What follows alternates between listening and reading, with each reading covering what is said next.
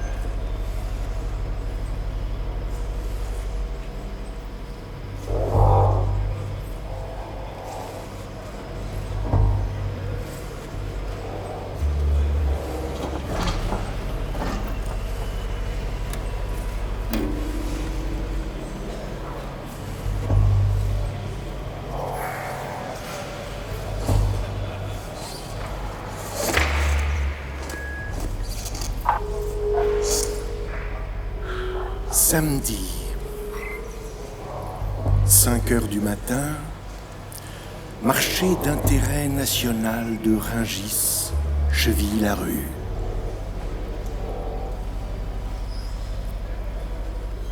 Pavillon A4, dit pavillon de la marée. L'immense hangar qui pourrait abriter un Airbus a fini son travail. La glace fond. Les hommes, fatigués, vaquent aux derniers travaux. Les bacs en polystyrène crissent en gagnant la sortie. Les camions repartent vers les ports. Tout est calme. Le jour se lève. Personne n'est là pour voir ce qui se passe dans ce petit hangar retiré. André, un grand gaillard, ligoté, bâillonné sur une chaise. À côté de lui, petit blanc sec, un gars du marché. En face d'eux, une caméra qui tourne. Il faut des traces. Ils attendent. Et puis la porte s'ouvre. Entre un motard, casque intégral, combinaison de cuir. Derrière lui, le commanditaire. Le commanditaire, c'est un colosse. Tintin, juste débarqué de l'île de la Réunion. Sur son visage, une oreille. Dans sa main, une machette. André, tu m'as déçu, André. André, moi qui croyais en toi. Tu sais ce qui t'attend, André. Celui qui quitte le monde libre va mourir comme un esclave. Celui qui trahit l'Éternel, l'Éternel le reconnaîtra toujours. Mais pour que tous les autres le reconnaissent aussi, il marque son visage d'une trace indélébile, André. Schlac! Un coup de machette, une oreille tombe. Schlac! Une deuxième oreille. André, tu sais bien que celui qui vole le poisson défendu sera chassé du monde, comme Adam fut chassé du paradis. Et schlac! La tête tombe. Pas une hésitation. Et le sang qui coule. Tintin éteint la caméra, l'emporte, disparaît avec son sbire.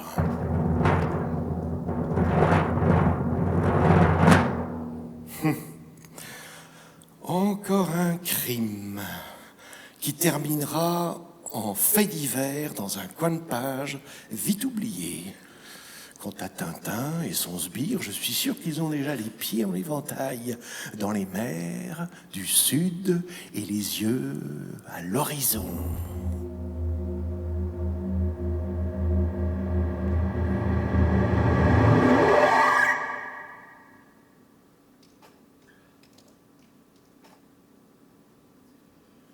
Moi, des fois, ça me prend, mais comme des bouffées. ce genre de choses. C'est comme si... Bon, enfin, on va pas commencer à faire justice soi-même. Alors, heureusement pour ça, ce que j'aime bien faire, c'est me raconter des histoires. Et dans ces histoires, il y a quelqu'un, mon héros, qui va voir un peu ce qui se passe dans les bas-fonds, dans la fange, dans les égouts. Quelqu'un qui va révéler un peu des choses pas propres de notre monde, une sorte de témoin. Simplement, j'ai un tout petit problème avec les super-héros en slip, bodybuildés et avec des masques. En fait, je le préfère plus ordinaire, un peu comme vous, comme moi, la cinquantaine, un peu bedonnante, enfin grand et dégingandé. On le trouve toujours au même bar, au pied de port de la Sainte-Scolasse, avec le coude dans le zinc et une bière. Le poulpe, jamais de vin, toujours une bière. Gabriel le couvreur, alias le poulpe. Alors, c'est pas moi qui l'ai inventé, hein. D'autres s'en sont chargés. Moi, j'ai simplement envie de rajouter un épisode.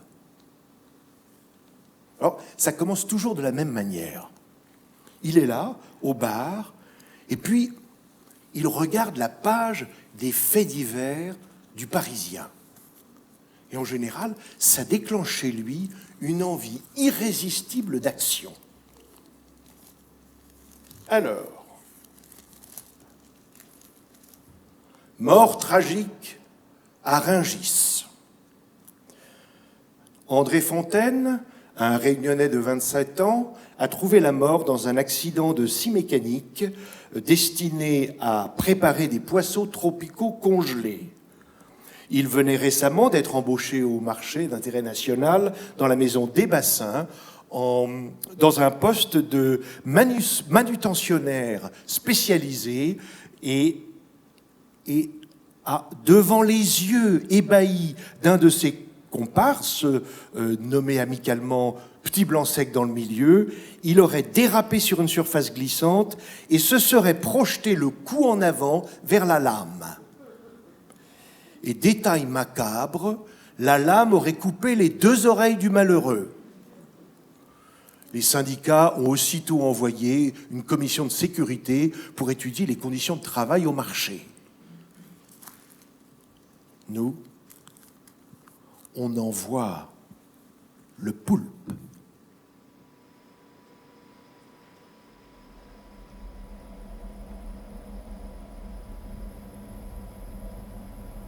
« 2 heures du matin, retour à Rungis. Le poulpe a le chapeau blanc et le manteau en papier réglementaire pour l'hygiène. Il fait le client pas trop pressé, curieux, admiratif. Il regarde les étals se préparer. Il voit les cargaisons de poissons, de king crabs, de thon rouge s'échanger avec quelques gestes dans une langue des signes bien à eux, quelques chiffres sur des carnets. Tiens, on a même exposé un requin entier pour amuser le chaland. Il s'approche de la maison des Bassins, bien connue. On la reconnaît au logo, une maison coloniale et 3 losanges. Et puis il voit tout de suite Petit Blanc Sec. C'est qu'il n'est pas du tout, mais du tout en train d'avoir des tâches subalternes, comme le laisse entendre l'article. Non, il a le Panama en plastique blanc des chefs. C'est lui qui donne les ordres. Il installe, il négocie, il prépare, il regarde, il observe un client qui arrive, la cinquantaine. Un peu bougon, un peu chic.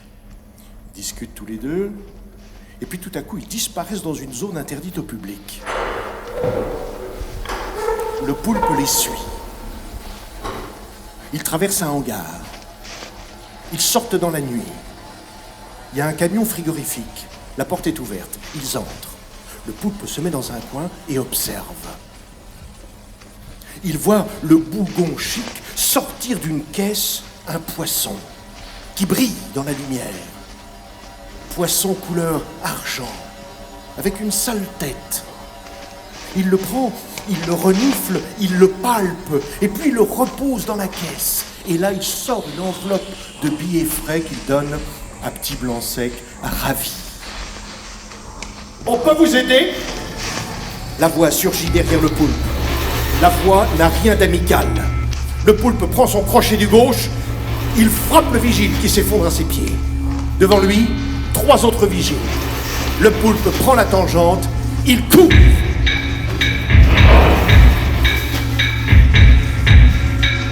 Il court. Il passe entre les caisses, renverse un poissonnier, il court.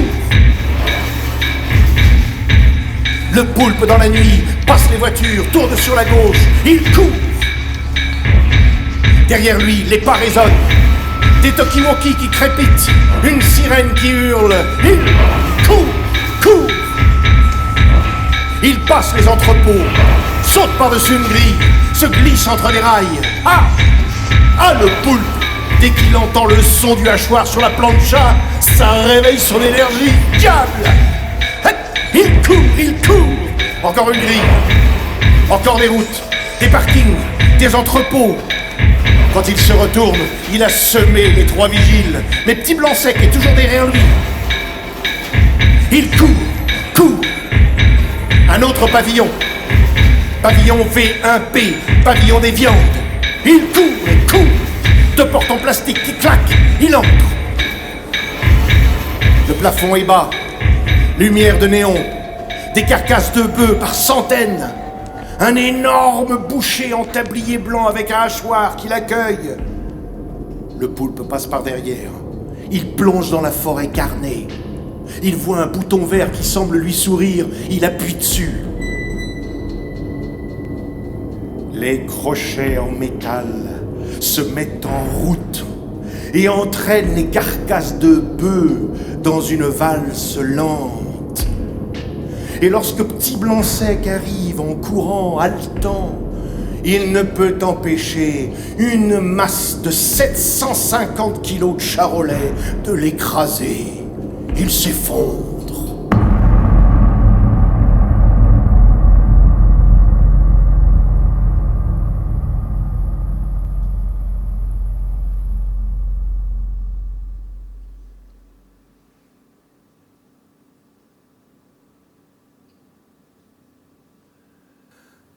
Le poulpe a pris le corps de Petit Blanc-Sec comme un sac à viande et il l'a tiré jusqu'au pavillon Triperie.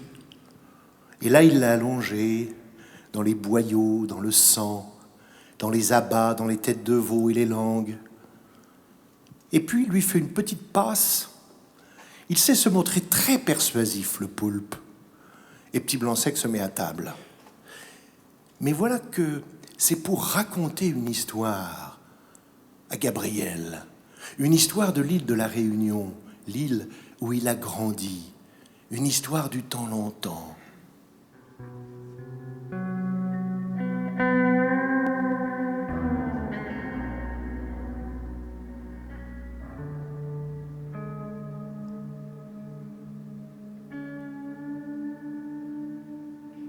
Il était une fois sur l'île de la Réunion une femme terrible.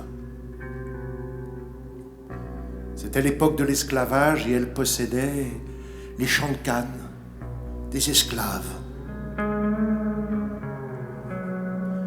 Elle était connue pour être la terreur des CAF. C'est comme ça qu'on appelle les Noirs là-bas. Madame des Bassins. C'est mythique. Encore aujourd'hui, il suffit de prononcer son nom pour déclencher la haine. Bien après sa mort, une case s'est écroulée. On a vu que les murs étaient rouges.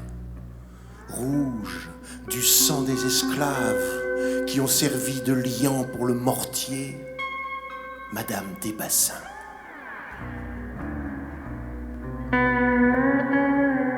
Après l'abolition de l'esclavage, ses descendants ont été chercher de la main-d'œuvre, bon marché, en Inde, en Chine. Et ils ont tout exploité. Ils possèdent tous les des Bassins. La canne, le café, le rhum. Et maintenant, ils ont découvert le poisson. La légine Tu connais? On l'appelle l'or blanc des mers du Sud, le poisson le plus cher du monde. Les quotas sont stricts. Les gens sont prêts à tuer pour le pêcher. Les Japonais en sont fous. La légine. Il n'y a pas longtemps, André est venu me proposer une cargaison de poissons à un prix défiant toute concurrence. Alors j'ai accepté, mais en même temps j'ai prévenu les patrons là-bas. Oh, ils ont envoyé quelqu'un pour régler l'affaire. Un colosse à une oreille avec une machette. Bon. Il a réglé ça. Et il a tout filmé, ce taré. Les débassins, il faut pas les doubler. En plus, il paraît que c'est une femme aujourd'hui qui mène la maison. Madame Desbassins. Son visage, tout le monde le connaît. On l'a vu à la télé, sur les journaux. Elle représente l'argent, le pouvoir. La dernière fois qu'elle s'est montrée dans un quartier, elle a enflammé tout le quartier de haine. Alors il paraît que maintenant, elle ne se montre en public que le visage caché. Madame Desbassins, elle est toujours vivante.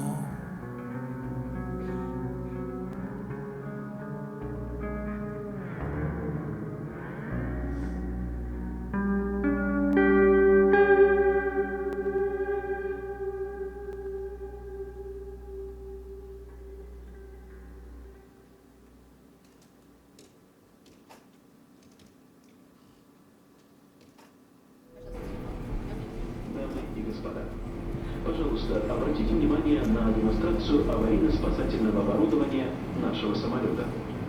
Ladies and gentlemen, please direct your attention to the safety features demonstration. Наш самолет имеет 8 аварийных выходов. Аварийные выходы расположены слева и справа по борту. 2 в передней части самолета, 2 в средней, 2 за крылом и 2 в хвостовой части самолета. This aircraft has 8 emergency exits. The emergency exits are located.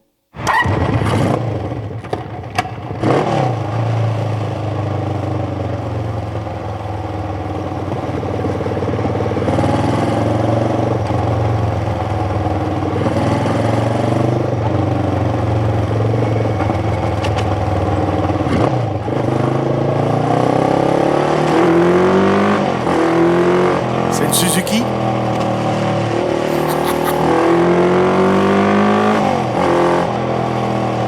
Les accélérations sont puissantes. C'est ce qu'il lui faut au poulpe. Et après 12 heures, les membres tentaculaires entourés autour du cou faute de place dans l'avion, il lui faut de l'aventure, de la place, de l'espace. Ça a de la ressource, la Suzuki. C'est mieux que la Triumph Bonneville qu'il a laissée en métropole. À peine vomi par la carcasse métallique volante, le poulpe s'est retrouvé aspiré par l'agence de location. Il en est sorti avec une Suzuki. La moto entre les jambes. Il avale l'asphalte réunionnais. Les voitures doublées sont comme des masses incrustées dans le ciment. Les maisons passent, les palmiers scandent la route, les images disparaissent au loin. Et puis tout à coup, une deuxième moto qui entre dans la danse. Une moto noire, avec un chauffard, casque intégral, combinaison de cuir. Allez! La deuxième moto s'approche. Un petit moment, immobile, l'un près de l'autre. Et la moto noire double le poulpe. Oh, le poulpe le rattrape. Et commence un tango mécanique. Allez! On se double, on passe entre les voitures, on accélère. Oh! Les virages couchent les motos. Ah, les moteurs rugissent. Ah, les vitesses s'enchaînent. Le poulpe rit.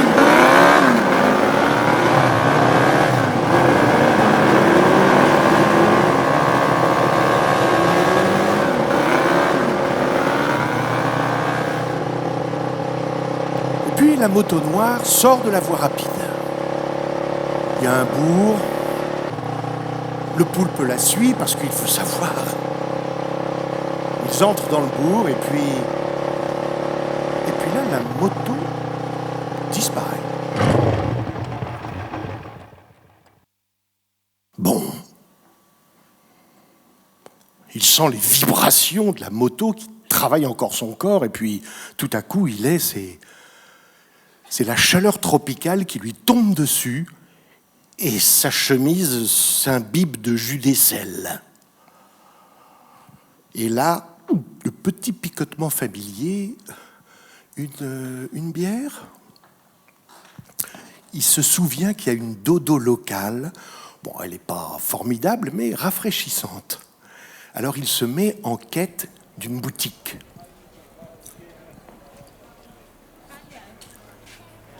Puis il marche.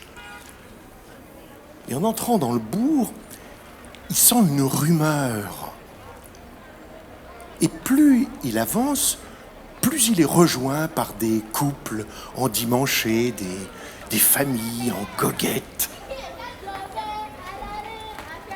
Au détour d'un carrefour, ses narines sont assaillies par une odeur de friture. En fait, il se retrouve devant un immense front de mer arboré et ils sont tous là. Les CAF, les oreilles, les Chinois, les Arabes, les Comoriens. Ils sont tous rassemblés, ils ont amené leur panier, leur pique-nique, leur stéréo. Ils sont par groupe. Alors ils mélangent les saluts, les odeurs, les musiques. Et en même temps, chacun reste bien chez soi. Ah! Le poulpe voit une boutique, il achète une dodo. Et puis une petite chaise et une table en plastique dans un coin. Alors il s'installe et il observe.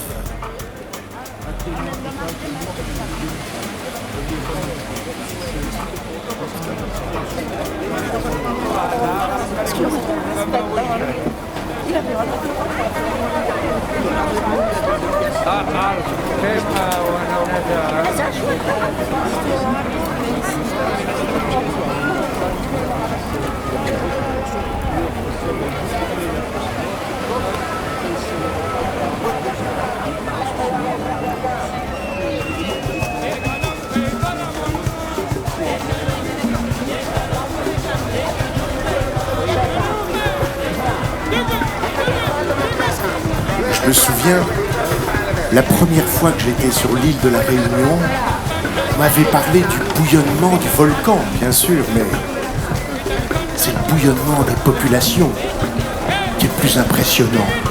On a l'impression qu'on a pris les géographies de tout l'océan Indien, qu'on a placé sur l'île, et un petit peu toutes les populations du monde.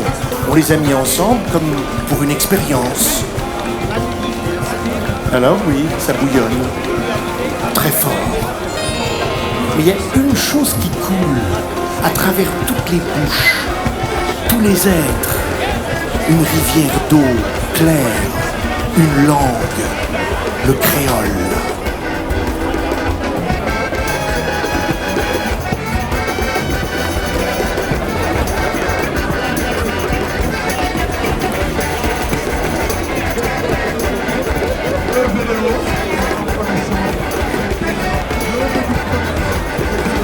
Il y a aussi tous les professionnels de la foule qui sont là. Les marchands, les pickpockets, les chiens errants qui cherchent des restes. Il y a un prêcheur là monté sur une caisse en bois. Il harangue la foule.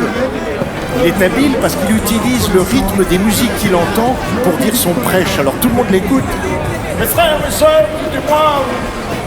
Approchez-vous, venez, abandonnez ce monde de l'argent, ce monde pourri, qui va tomber comme un fruit trop mûr. Approchez, frères, sœurs, venez, abandonnez cette société qui n'est pas la vôtre, qui n'est pas la nôtre, et qui nous a toujours traités comme des chiens. Eh mes frères, mes sœurs, venez avec nous pour un monde nouveau, rejoignez-nous dans l'arche, et ne l'oubliez pas, mes frères et mes sœurs, nous sommes les élus, nous sommes les élus. Et au moment où il descend de sa caisse, tout le monde l'applaudit.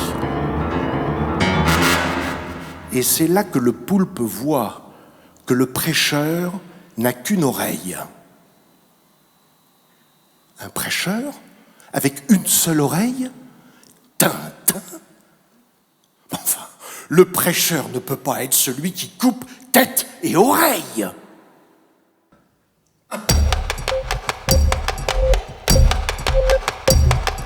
Le poulpe n'a pas le temps d'en voir plus.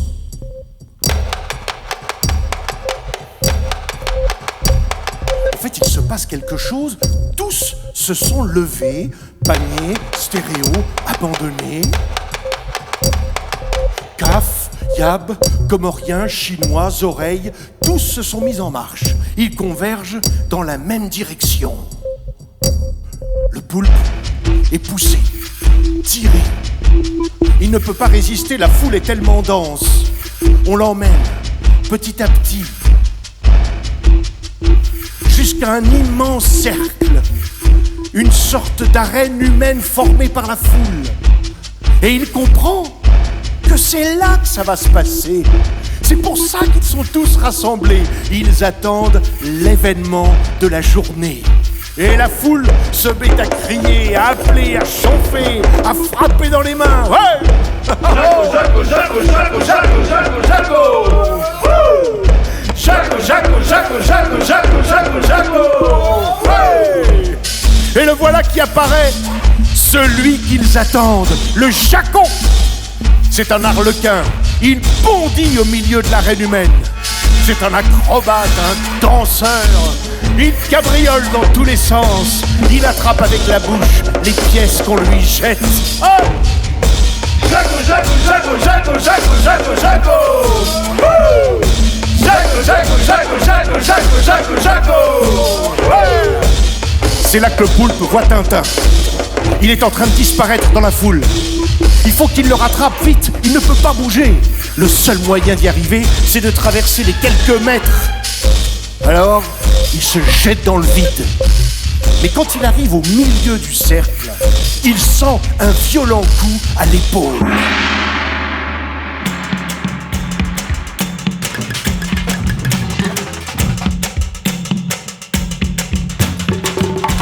Tout à coup, la foule se met à crier.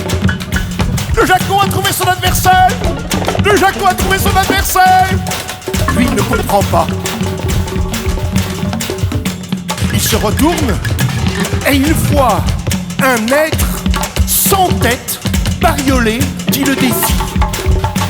Et puis un deuxième coup vient frapper sa mâchoire.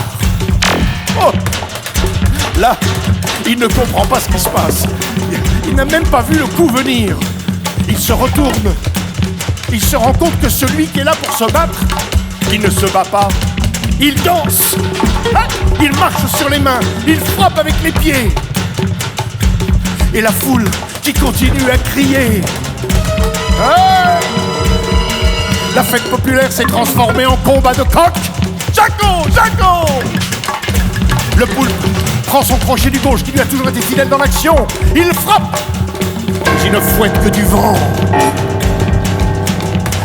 L'acrobate, lui, s'est glissé par derrière. Il frappe notre héros à la tête. Ça résonne si fort. Le poulpe bascule en avant. Il va pour tomber. Mais dans un dernier sursaut, il envoie un de ses tentacules vers l'arrière et frappe le bras de l'équilibriste qui bascule sur le dos. Hop! Qui bascule sur le dos. Hey! Qui bascule sur le dos. Quand même. Bon, là, le poulpe pourrait se battre, mais il n'est pas là pour ça, il a autre chose à faire. Tintin. Alors il hurle, et il obtient l'effet escompté, la foule le laisse passer, et puis se referme. Lui, il marche, il cherche partout des signes, des traces. Tintin, Tintin, Tintin, mais rien.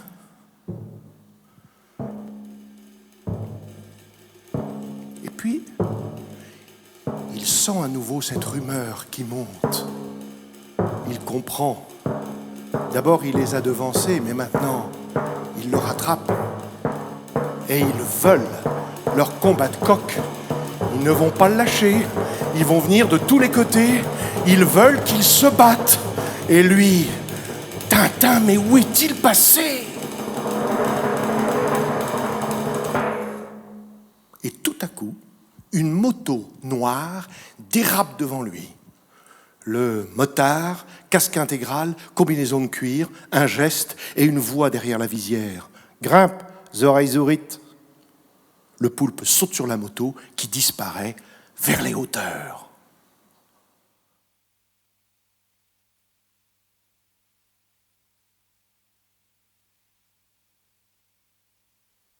Bon, on récapitule? Non, parce que le poulpe, il est arrivé depuis 3 heures seulement sur l'île de la Réunion. Déjà, il s'est fait courser par une moto qui est peut-être en train de le sauver, si c'est la même, avec un chauffeur, casque intégral, combinaison de cuir, Zoraïzourite, qu'est-ce que ça veut dire? Il s'est battu contre le Jaco, il s'est mis une foule à dos. Il a déjà retrouvé le colosse à une oreille, Tintin. Il trouve que ça va un petit peu vite, mais pas aussi vite que la moto sur laquelle il est, couché dans les virages, d'un côté, de l'autre. Si on veut mourir, il n'y a qu'à conduire comme ça. Hein. En plus, c'est l'heure du brouillard à La Réunion. On ne voit rien. La moto fait une embardée, le sol se dérobe sous ses pieds et la moto s'arrête. Le chauffeur disparaît. Et là, le poulpe, c'est comme si tout à coup, le brouillard faisait le rôle du rideau au théâtre. Vous savez, le rideau, au moment où il s'ouvre et que la scène merveilleuse, éclairée, apparaît devant nos yeux émerveillés, et bien là, le brouillard, ça fait la même chose. Et tout à coup, le brouillard disparaît et la Réunion apparaît. Et là, le poulpe,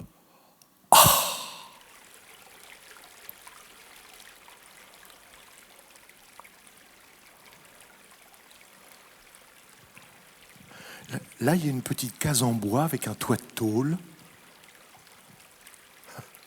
Autour de l'herbe verte. Oh, ça donne envie de s'allonger. Un buisson d'hibiscus aux fleurs langoureuses, sensuelles. 2 grands arbres centenaires, histoire de rappeler que l'homme est venu bien plus tard dans ce petit paradis, que la nature était là avant lui. Et puis, le décor tombe abruptement jusqu'au village, peut-être celui d'où il vient, tout semble si dérisoire, si petit, de là. Et puis devant, eh bien, c'est l'océan. L'océan Indien à perte de vue. L'océan imperturbable. Peut-il exister un ailleurs? Et puis une présence, son chauffeur revient avec la combinaison mais sans casque et c'est une femme. Elle s'approche de lui avec 2 verres d'un liquide ambré et lui, cherchant à garder sa contenance de poulpe. Sympathique le décor. Et la conduite réussie. Hein. J'aurais juste voulu poser une question, mais des lèvres sucrées se sont déjà posées sur les siennes. Plus tard, les questions.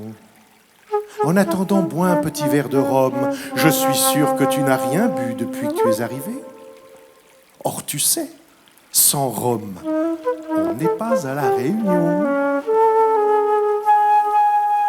Le liquide ambré se répand dans sa bouche et dans son corps, et il sent tout à coup tous ses membres se détendre. Mais une question qui revient. Oui, certainement, sous cette perspective, le rhum montre les choses autrement. J'avais juste une question, mais un doigt s'est posé sur la bouche. La voix coule dans l'oreille, je crois que tu as besoin d'un remède beaucoup plus radical. Et l'autre main déboutonne la chemise. Et très vite, le lit d'herbe verte montre toutes ses qualités. Et comme pour préserver l'intimité des amants, la nuit est brutalement tombée.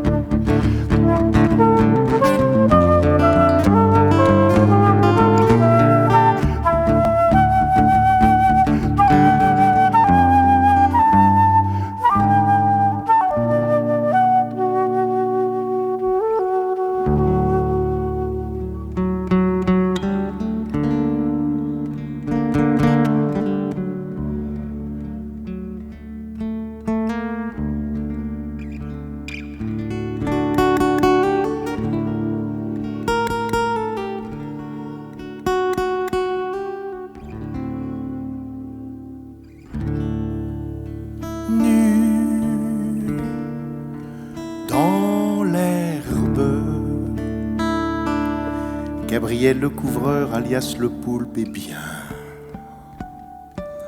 La chaleur s'est faite douceur et il est là, allongé, près d'elle. Et il veut bien rester comme ça pour les 7 prochains siècles. Mais elle s'est mise à parler. Je crois que maintenant, tu es en état de m'écouter. Tu veux trop comprendre. Tu sais, ici, même une vie, ça ne suffit pas pour tout comprendre. Alors accepte et écoute-moi. Je m'appelle Isabelle. Et toi, tu t'appelles Zoreille Zourite. Le poulpe, c'est Zourite chez nous, et t'es un Zoreille. Voilà. Tu cherches Tintin? Je l'ai vu dans la foule tout à l'heure. Tout le monde pouvait le voir. Tu sais, méfie-toi, c'est un type dangereux. Il n'a qu'une oreille, Tintin. Tu sais pourquoi? C'est une trace ancestrale qui a ressurgi chez lui. Une histoire du temps longtemps. Écoute.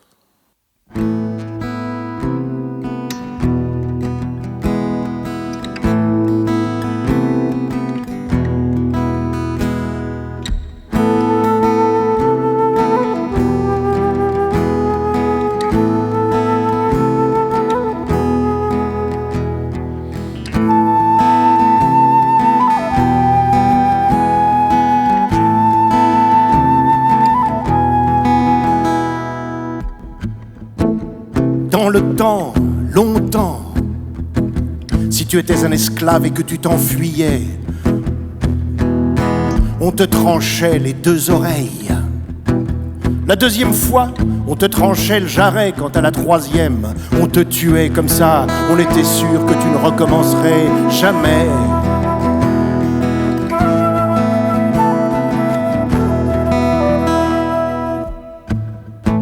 Il y avait des chasseurs spécialisés dans la recherche des fuyards. On dit qu'ils se faisaient des colliers avec les oreilles récoltées pour inspirer la crainte. Parmi eux, il y en avait un caf qui avait été autrefois marron, qui avait fui. Quand il était retourné à la plantation, on ne lui avait tranché qu'une seule oreille. Pourquoi? Personne n'a jamais su. Mais il a proposé au maître de devenir chasseur et de lui ramener tous ceux qui fuyaient. Le maître a accepté, il ne l'a pas regretté.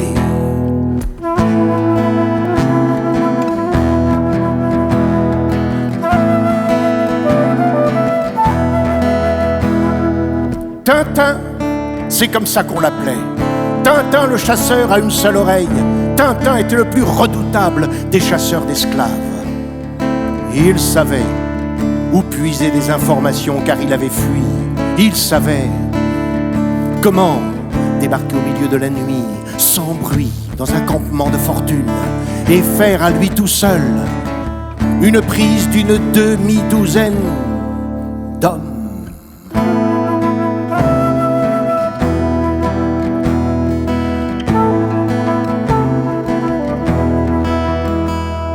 C'est pas tout. On dit qu'il avait aussi une puissante magie. Il connaissait les sortilèges qui rendent invincibles. On dit aussi que ceux qu'il ne ramenait pas, ce n'est pas qu'ils lui avaient échappé, non. C'est qu'il les avait mangés, oui. Mangés. Dans cette plantation, personne ne fuyait.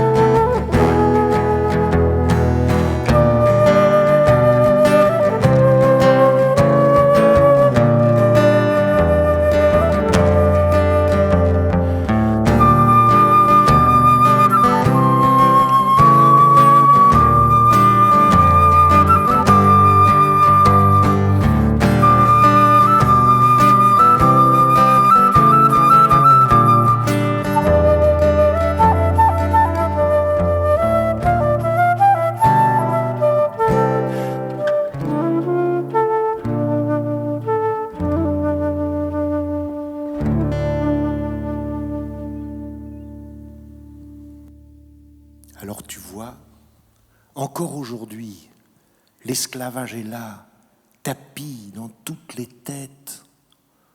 Alors imagine qu'un enfant naisse avec une seule oreille. Tout de suite, tout le monde l'a surnommé Tintin. Tu crois que tu peux vivre avec un destin pareil? Très vite, adolescent, il a disparu. Et puis un jour, il est revenu sur l'île, en prêcheur. Mais à l'intérieur, c'était comme le Tintin de l'histoire. C'était un mangeur d'hommes. À Tintin, il a des discours qui plaisent. Tu sais ce qu'il fait? Il prend les parias, les abandonnés, les laissés pour compte. Et puis il les emmène dans un hangar, ils disparaissent et plus personne ne se pose de questions. Tout le monde en est débarrassé, c'est pour le mieux. Mon frère, mon propre frère, faisait partie de ceux qui traînaient dans la rue. Je ne l'ai jamais retrouvé. Je le cherche, j'enquête, mais face à Tintin, c'est dangereux. Alors, j'attendais de l'aide. Je travaille dans l'agence de location de moto. J'ai vu ton nom, le Poulpe. Je me suis dit, mais bien sûr, c'est toi qui vas m'aider. C'est une affaire pour le Poulpe. Quoi? T'as l'air surpris que je te connaisse? Et dis donc, on sait lire. En plus, les éditions Baleine, c'est très bien distribué. J'ai lu tous les épisodes, les 132, je te connais par cœur. C'est toi qui dois régler cette affaire. Moi, je t'ai aidé jusqu'à présent, mais maintenant, tu dois passer la montagne. De l'autre côté, il y a son hangar. Il a recruté pendant la fête. Ils sont tous là. Tu dois savoir ce qu'il fait. Zoreille Zourit, je compte sur toi.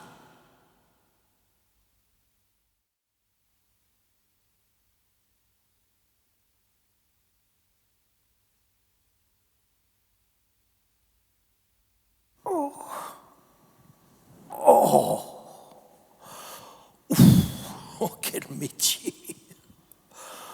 Oh, le poulpe, le mal de crâne. Oh non, le poulpe de la bière, jamais de rhum. Les bras, les jambes, oh, il se sent mal.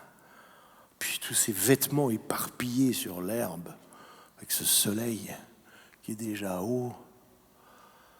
Bon, la moto a disparu, bien sûr. Oh. Le poulpe ramasse ses affaires, puis il entre dans la case.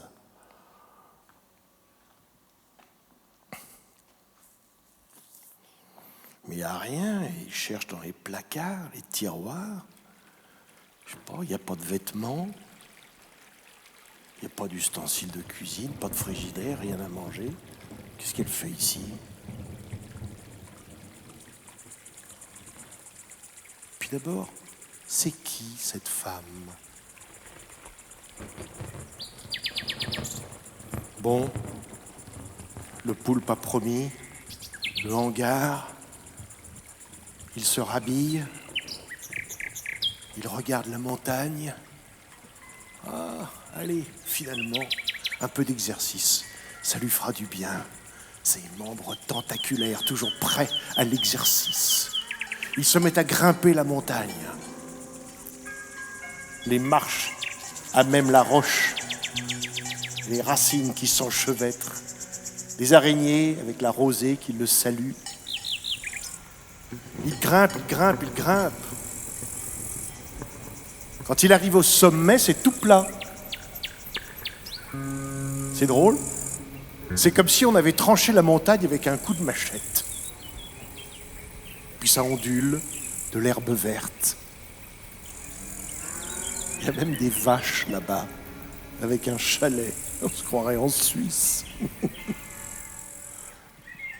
Le poulpe regarde derrière lui le petit paradis d'où il vient et il reconnaît la case, l'herbe, les arbres centenaires. Il voit là une maison coloniale avec des parterres de fleurs exotiques et 3 bassins en forme de losange.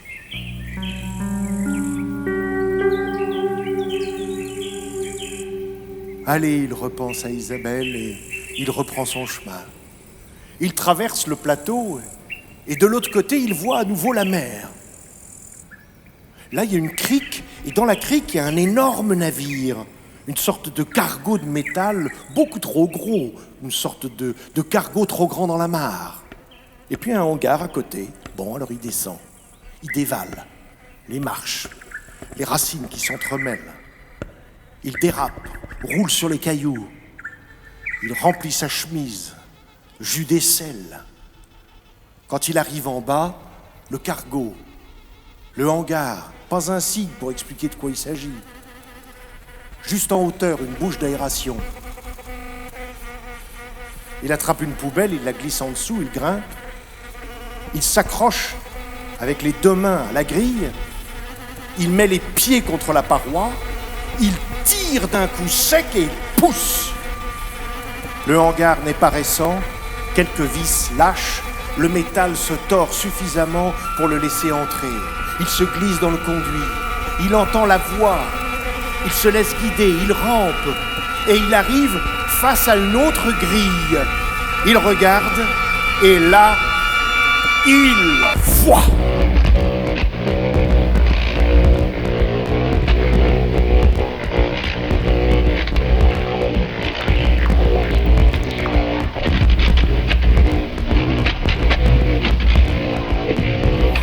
Une assemblée en tenue de cérémonie.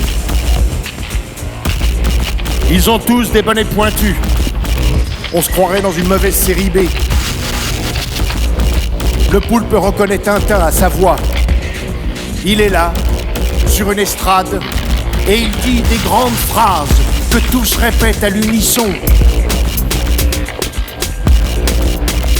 Ils sont venus sur leur bateau, et ils ont pris nos frères. Ils les ont mis dans les champs, et depuis ils prospèrent. Et depuis pour nous misère, depuis pour nous misère. Leur monde est bientôt fini. Leur monde est bientôt détruit. Approchez-vous, ôtez vos masques. Prenez une lame, entaillez-vous. De votre sang, signez la feuille. Devenez frères, devenez frères, devenez frères, devenons frères, devenons frères. Ah, ah, ah. Y'en a assez, y'en a assez. Y'en a assez, y'en a assez, y'en a assez. Y'en a assez, y'en a assez. Y'en a assez, y'en a assez, y'en a assez. Y'en a assez d'être traités comme des mulets. Y'en a assez d'être des parias de la société. Y'en a assez de s'échiner pour les gros blancs. Y'en a assez, y'en a assez. Y'en a assez, y'en a assez, y'en a assez. Y'en a assez, y'en a assez. Y'en a assez, y'en a assez, y'en a assez. Y'en a assez de voir les oreilles tout nous piquer. Y'en a assez de s'entendre dire qu'il n'y a pas de travail. Y'en a assez de voir toujours les prix flamber. Y'en a assez, y'en a assez. Y'en a assez, y'en a assez, y'en a assez. Y'en a assez, y'en a assez. Y'en a assez, y'en a assez, y'en a assez.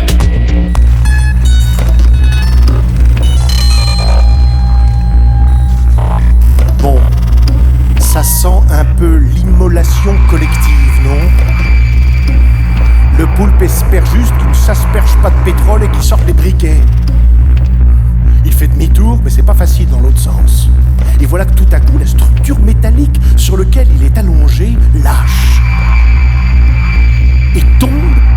milieu de la cérémonie,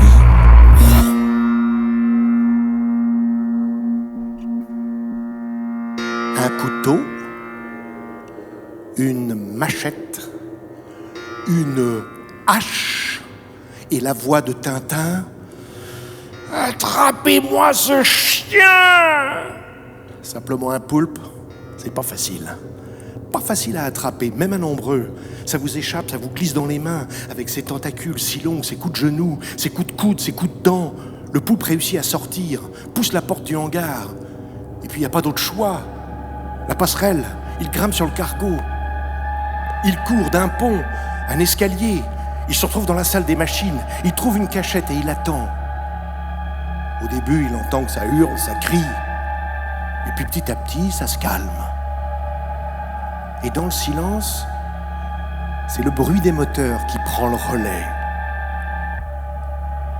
Et le temps que le poulpe trouve un hublot, la terre est loin. Et là-haut sur le pont, il voit le colosse à une oreille, Tintin, entouré de quelques encapuchonnés du hangar. Il se dit, bon, on est dans le même bateau, je finirai bien par les avoir. Et il retourne à sa cachette. Mais ce qu'il ne voit pas, c'est que juste derrière, il y a un motard, casque intégral, combinaison de cuir.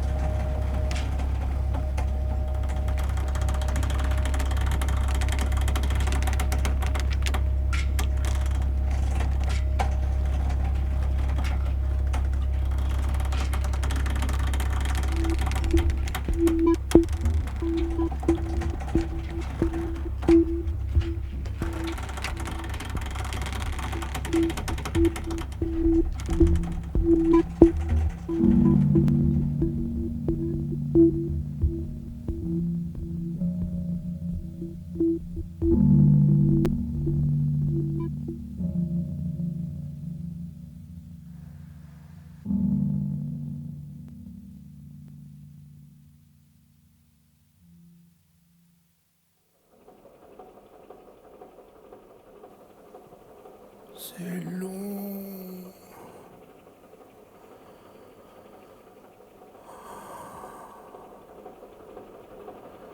C'est long.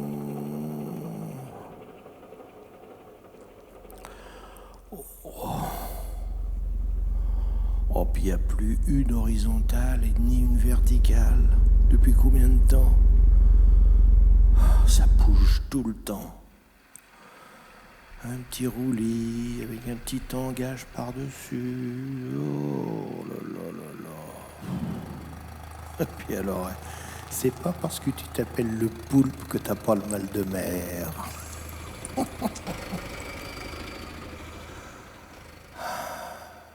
Oh. Il fait tellement chaud en plus dans cet endroit. Ah, le tuyau qui est là, je pourrais faire cuire un œuf, tiens. Je peux même pas bouger parce que de l'autre côté il y a un autre tuyau encore plus chaud et je pourrais faire cuire un bœuf. Eh oui, qui cuit un œuf cuit un bœuf. Et le poulpe est toujours le tentacule pour rire. Et il paraît que les marins solitaires disent que pour éviter le mal de mer, faut penser à autre chose. Faut penser à quelque chose de gai ou quelque chose d'agréable. Moi, par exemple, je pourrais penser à la nuit passée avec Isabelle. Ah, Isabelle, ta peau, tes seins, ton rhum. Ah, ta petite maison paradisiaque, ta pelouse d'herbe verte. tes arbres centenaires, ta maison tropicale avec tes 3 bassins en forme de losange, comme le logo, comme... Quoi? Comme le logo? Le poulpe, qu'est-ce que t'as dit? La maison coloniale et les 3 bassins en forme de losange, le logo des bassins, la maison des bassins, la légine? Non, Isabelle, la moto, le casque, toujours caché, le visage. C'est pas vrai. Ne me dis pas qu'elle le possède depuis le début. Isabelle des bassins, tu m'as roulé dans la farine depuis le début de cette histoire. Le poulpe, qu'est-ce que tu fais? Redresse-toi, le poulpe!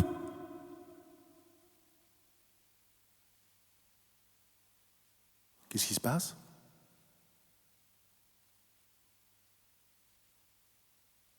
Ben, les verticales sont revenues, les horizontales, ça bouge plus, il n'y a plus personne.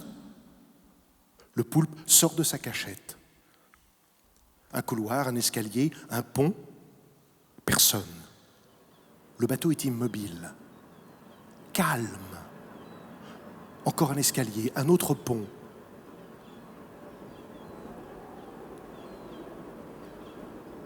Le cargo est amarré à une immense masse de métal en pleine mer.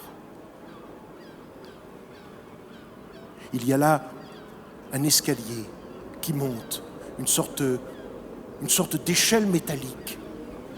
Il grimpe et quand il arrive en haut, c'est beaucoup plus clair. C'est une plateforme. Une plateforme pétrolière au milieu de l'océan Antarctique. Et puis il y a des containers de partout posés les uns sur les autres. On croirait une sorte d'usine au milieu de la mer. Et tout n'est que métal, vent, froid. Devant lui, une grande porte en forme de poignée, un volant. Il tourne et il entre.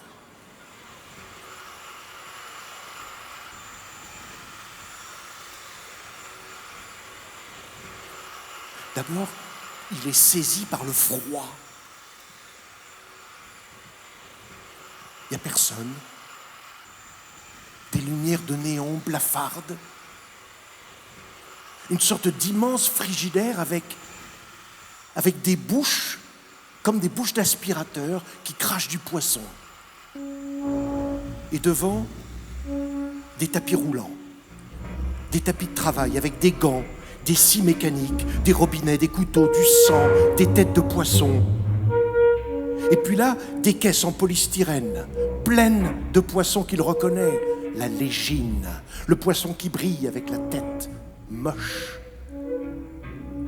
Et puis le logo, la maison coloniale et les 3 bassins.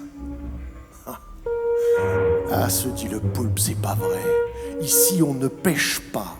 On aspire le fond des mers. La légine. Elle te plaît, ma petite usine?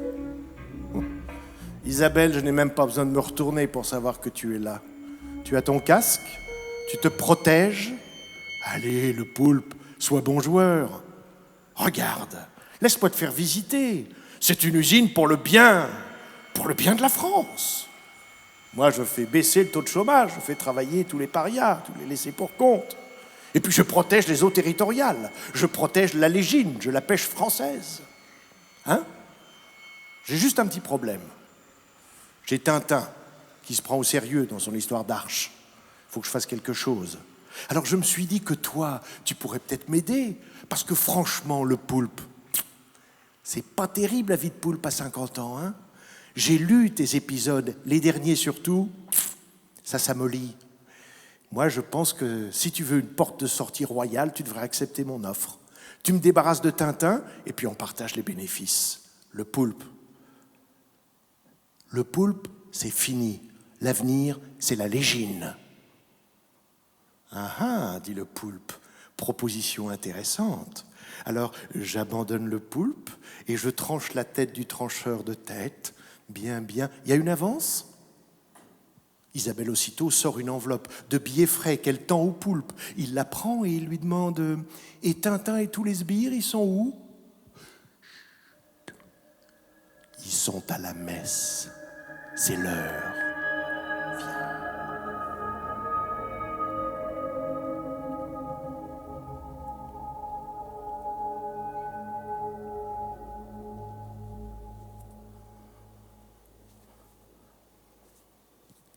C'est ce que fit Noé.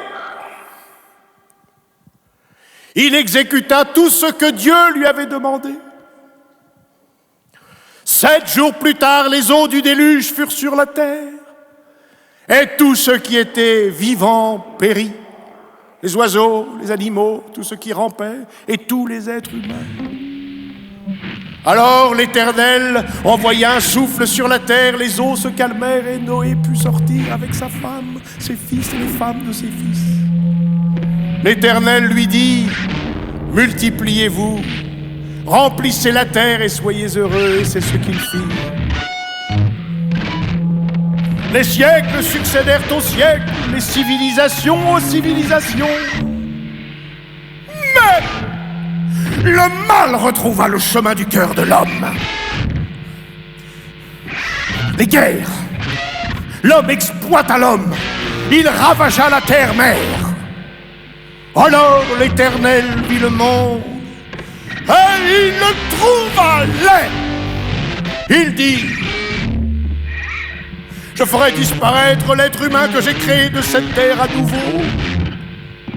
J'enverrai le déluge des eaux nettoyer notre monde. » Mais avant, il choisit celui qui n'avait qu'une oreille, et il lui dit, « Recueille les quelques cœurs purs que tu trouveras, et construis une arche à l'image de celle de Noé, alors je vous sauverai. » C'est ce qu'il fit. Et alors il enverra les eaux du déluge sur la terre, et tout ce qui est vivant sur le ciel périra, oui, tout ce qui est sur terre périra.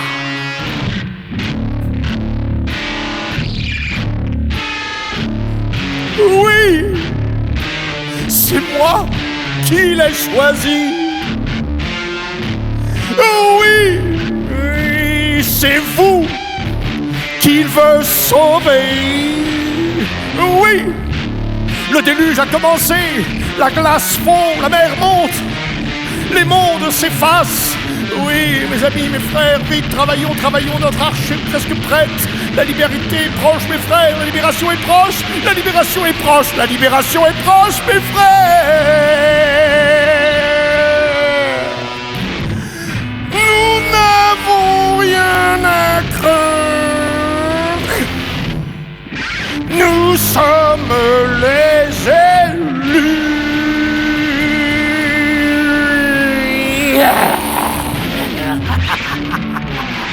Oh, l'enthousiasme! Oh, tous les hommes qui sont là sont prêts à retourner les océans, pêcher la légine, faire de leur arche le monde nouveau de demain. Et ce qu'ils n'ont pas vu, c'est qu'est entré un grand dégingandé avec un motard, casque intégral et combinaison de cuir. Et là, voilà que tout à coup, le grand dégingandé glisse sur un poisson imaginaire. Il se raccroche au casque, qu'il arrache et qu'il jette pour assommer le prêcheur qui tombe effondré à ses pieds. Oups!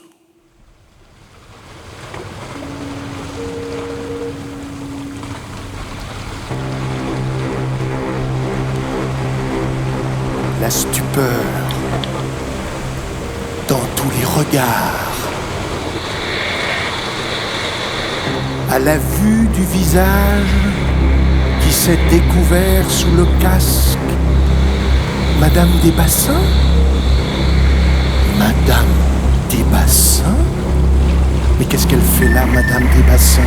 On ne travaille quand même pas pour Madame Desbassins. Et tout à coup, la rumeur se propage. Et voilà que tout à coup, la foule galvanisée se retourne. Et voilà que l'enthousiasme fait place à la rage. Madame Desbassins? On travaille pour Madame Desbassins? Et voilà que tout à coup, cette rage se transforme en haine, en désir de révolution. Révolution!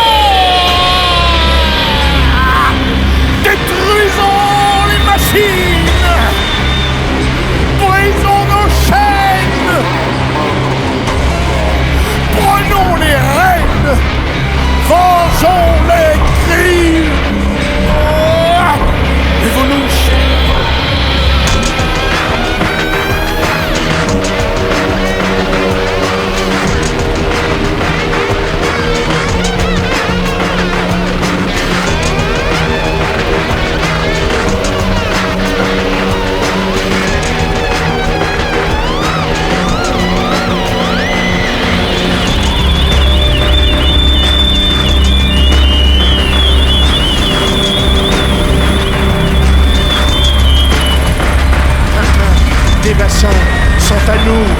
Tintin des bassins aux requins. Tintin des bassins, c'est la fin. Tintin des bassins sont à nous. Tintin des bassins aux requins. Tintin des bassins, c'est la fin.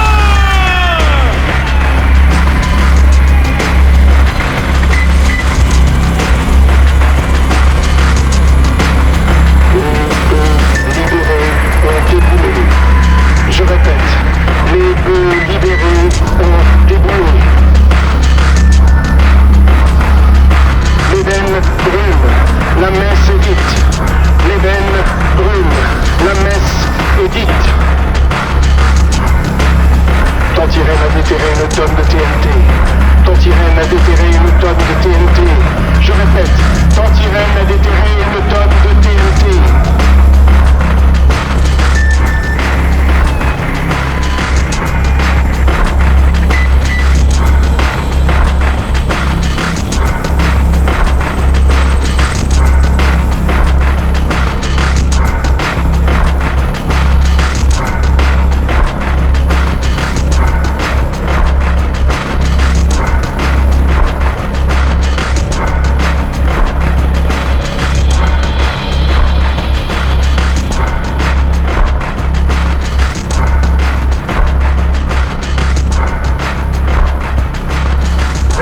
Captain Hewitt from the Royal Australian Navy. You've been rescued. You've been rescued. Oh, this is Captain Hewitt from the Royal Australian Navy. You've been rescued. You've been rescued. Oh, this is Captain Hewitt. Oh. You've been rescued. You've been rescued.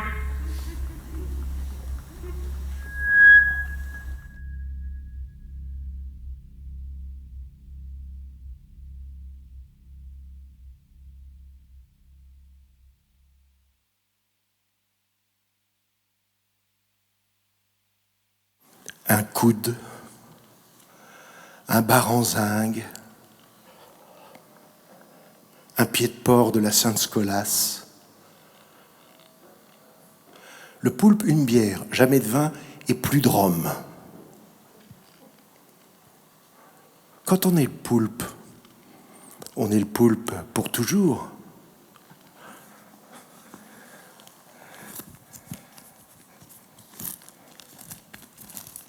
Un petit fait divers. Mort d'une femme de conviction. Isabelle Desbassins, riche héritière de la célèbre famille Desbassins de l'île de la Réunion, a été portée disparue mercredi dernier sur la plateforme qu'elle avait recyclée en centre d'études et de protection de la faune et la flore de l'océan Antarctique. Une explosion d'origine inconnue aurait fait couler la plateforme. Heureusement, la marine australienne, qui passait par là dans la région, a sauvé les 50 scientifiques et techniciens qui étaient à bord. Le corps d'Isabelle reste introuvable. Sur l'île, c'est la consternation. Les hommages se succèdent. Les enquêteurs privilégient la piste terroriste.